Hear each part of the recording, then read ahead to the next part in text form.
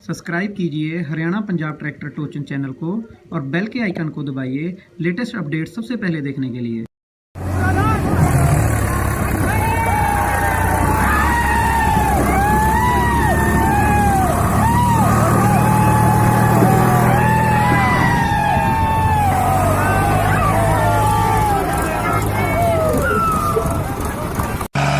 साडे पल्ले कख नहीं नी अप्पा खट्टिया दिलदारी।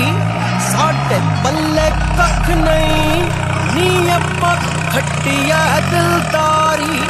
सारा शहर जानदा ए तूत दे मोछे वर्गी यारी। सारा